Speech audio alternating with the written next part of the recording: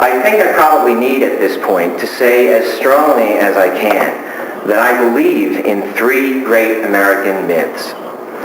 The myth of American goodness as inherent in our Americanism, the myth of American generosity, and the myth of capitalism as a solution to social justice problems. And now that I've said that, I think it's also important to say something about myth. Myths are not fables. They're not fairy tales. They are not untrue.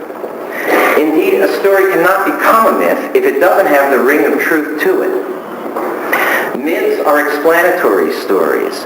They tell us something about ourselves.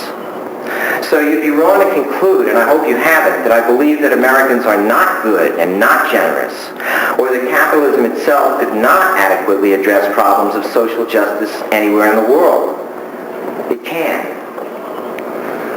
The myths work themselves, though, through our conscious rational minds in a manner something like the following.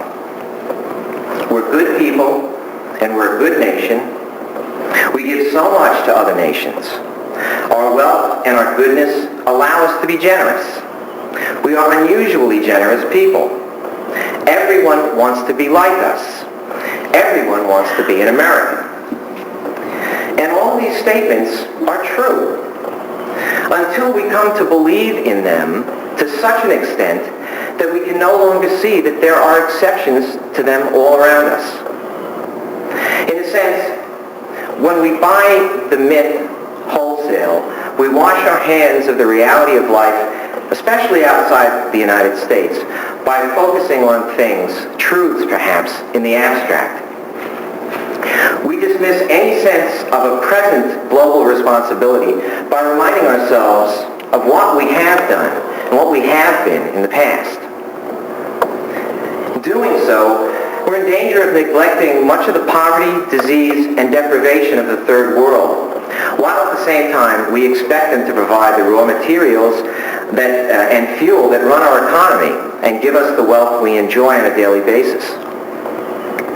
As Father Emmanuel Katangli responded to his theme in the first of this spring's Crossroads of Faith lectures entitled, "Why Do They Hate Us?" His answer was, because to them, we appear to hate them. Last Friday at Molloy's Joseph F. Marr Leadership Forum, former Pakistani Prime Minister Benazir Bhutto called the United States a beacon of democracy in a world of tyranny. And I want to believe that this is true. In many ways, it is unquestionably true. The ideals upon which our nation was founded, liberty, equality, freedom of expression, freedom of the press, freedom of assembly, make it true, at least in principle. But we can't ignore these ideals and pretend, if they're threatened, that they'll just go on without our protection. We must be awake to the world and awake to ourselves to make certain that the beacon of democracy never dims. We must not allow the light of truth to be extinguished. But what are we to do? If, as I've suggested, our ignorance is of the vincible variety and can be fixed, where do we go to find the information that we need to make the ethically best choices? Even the Holy Father has told us that we are at a distinct disadvantage right now. Speaking recently to the Pontifical Council for Culture at the Vatican, he echoed Jacques Ellul when he spoke of a disjoint between the Church and the contemporary world.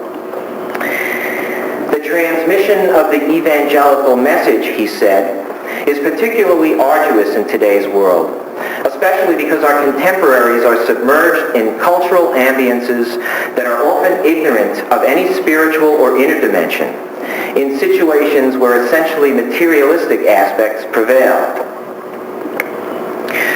Czech President Václav Havel, speaking at Independence Hall in Philadelphia on July 4th, 1994, told Americans that, quote, "Today we find ourselves in a paradoxical situation. We enjoy all the achievements of modern civilization that have made our physical existence on this earth easier in so many important ways. Yet we do not know exactly what to do with ourselves.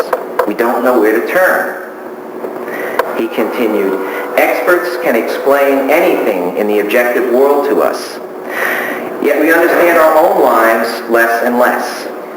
In short, we live in a postmodern world where everything is possible and almost nothing is certain.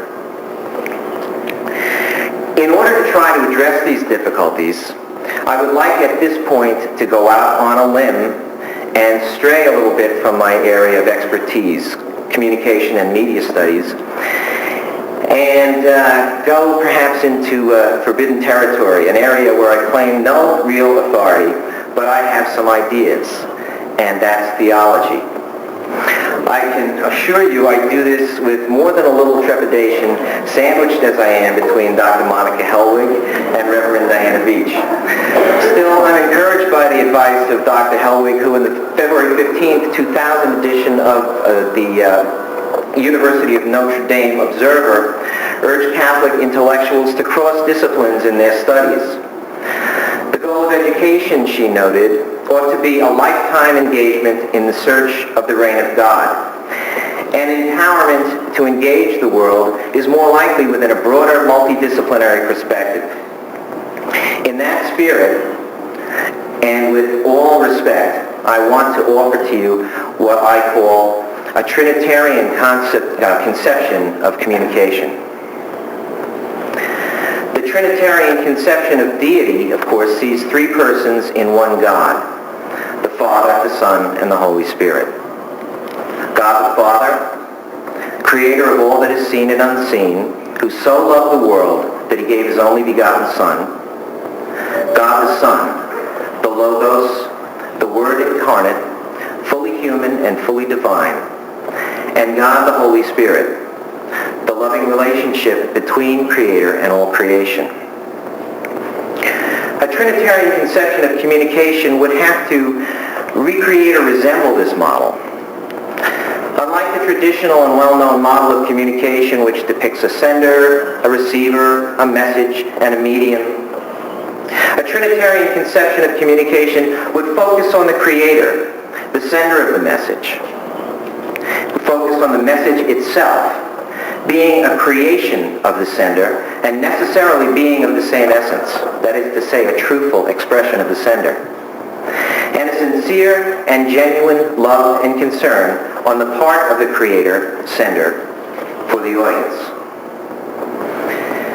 At the risk of sounding arrogant, something my students have accused me of, I'd like to suggest that real communication occurs only when such sincere and genuine love and concern exists between participants in the Communication Act. Anything else may be communication in a lesser form. The maintenance of control, or the maintenance of orientation, for example, or the initiation of a stimulus response chain that helps us fulfill our needs. But these things should not be thought of as real communication. Only love yields real communication.